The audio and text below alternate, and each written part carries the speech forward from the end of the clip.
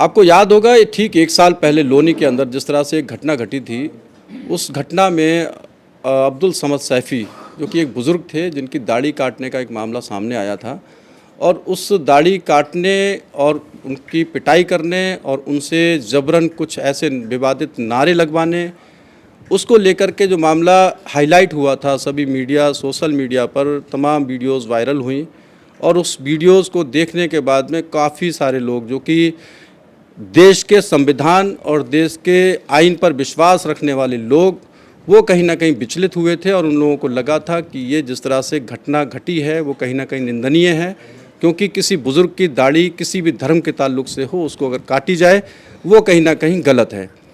उसको लेकर के तमाम जो भी समाज सेवी संगठन और कई सारे राजनीतिक लोग सामने आए और उन लोगों ने कोशिश की कि उस पर किसी तरह से प्रशासन संज्ञान ले और उस पर कार्रवाई हो। वहीं उम्मेद पहलवान साहब जो कि राजनीतिक एक पार्टी जो कि समाजवादी पार्टी से आते हैं, जीडीए के मेंबर भी रहे हैं, उन्होंने इस मामले को संज्ञान में लिया और उन बुजुर्गों से मुलाकात की। उसके बाद तीसरे दिन उन्होंने अपने फेसबुक से एक लाइव चलाया। उस लाइव से उस घटना को बाकायदा अपने फेसबुक अकाउंट से पूरे सोशल मीडिया पर दिखाया कि बाकायदा इस बुजुर्ग के साथ में जिस तरह से एक घटना घटी है कहीं ना कहीं हमारे हिंदुस्तान के लिए, हमारे समाज के लिए ये शर्म की बात है और इस पर कार्रवाई होनी चाहिए। तो क्या ये जिस तरह से आपके रासुका लगी, जिस तरह से आप पे दफ़ाएं तय की गई कि दंगा भड़क सकता था या भड़का प्रशासन के ऊपर कि आपको जेल भेजना पड़ा, क्या कहेंगे?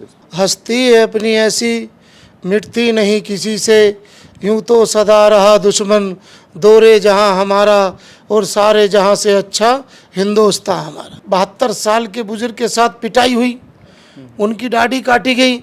उस दुख दर्द के साथ खड़ा होकर पूरी ईमानदारी के साथ बगैर किसी भेदभाव के मैं उनके साथ खड़ा हुआ।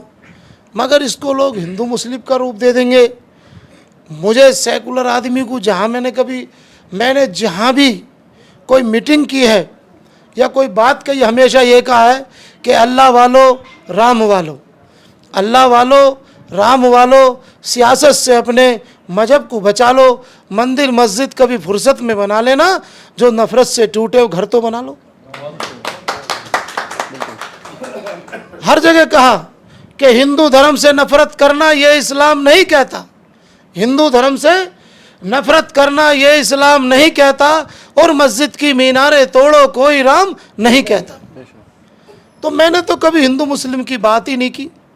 जैसा लोगों ने कहा, आपने भी कहा, मैं जीडीए बोर्ड मेंबर रहा और जो बात मैं ऑनलाइन कह रहा हूँ वो अभी भी सबूत है। वो सबूत मेरे खड़े हैं कि पूछ लीजिए, लोनी बॉर्डर थाने में एक मंदिर है, वहाँ के पुजारी से पूछना आप, वो मंदिर में उस टाइम सिपाही थे, वो लोग बताएंगे कि उन्होंने मुझसे एक जो पीस मीटिंग होती त्योहारों को लेकर, तो वो कह रहे थे कि भाई मंदिर बनना, इसमें टैल लगेगी। तो मैंने कहा साहब आप सबसे ना बोलिए, मैं अकेला लगवाऊंगा इसमें, मगर शर्त मेरी एक है कि मैं सिंपल टैल नहीं दूंगा, सादी टैल नहीं दूंगा। अगर टैल मैं दूंगा तो उस पर ओम नाम लिखा होगा तो वो मैं टैल दूंगा, और आप यहाँ से जाने के बाद मंदिर के अंदर चले जाइए, उसके अंदर जितनी भी ओम की टैलें हैं, वो जिनसे टैल ली वो भी जिंदा है, वो पुजारी जिंदा है, मंदिर भी वही है, मैं भी जिंदा हूँ, और आज भी उसके अंदर जो टैल लगी हुई है ओम के नाम की, वो मेरी लगवाई हुई है। तो मैं कहाँ हिंदू मुस्लिम की बात करता हूँ। आप देख लीजिए, रामेश्वर पार्क में 2.5 लाख रुपए की लाइट मैंने लगवाई उस मंदिर में। एक वाल्मीकि मंदिर है हमारे यहाँ लोनी में, रविशंकर चंदेल, उन्होंने मुझसे कहा कि साहब हमारे समाज में मंदिर में अंधेरा रहता है, आप जीडीए में कुछ करिए, तो मैंने 2.5 लाख की लाइट वहाँ लगवाई। मैंने लोनी तिराहे पे लगवाई, हनुमान मंदिर के सामने वहाँ अंधेरा रहता है, मैंने बॉर्डर थाने के सामने लगवाई। मैंने कभी हिंदू मुस्लिम की बातें की नहीं। मैं तो बहुत अफसोस में, जब मैं जेल में पहुँचा हूँ 20 तारीख को, तो रात भर मुझे नींद नहीं आई। मैं यही सोचता रहा कि आखिर मेरी गलती क्या, मैं जेल आया क्यों। मैं किसी समाज के साथ नहीं, मैं सभी समाज के साथ हुआ करता हूँ और सभी समाज का हूँ।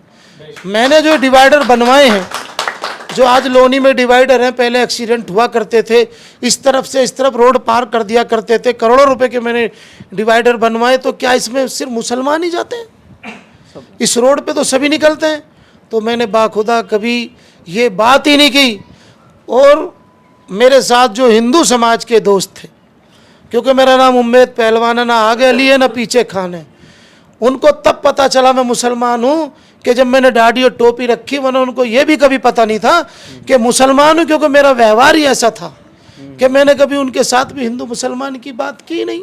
मैं न तब डरा था न अब डर रहा हूँ, हक बात से, सच बात से।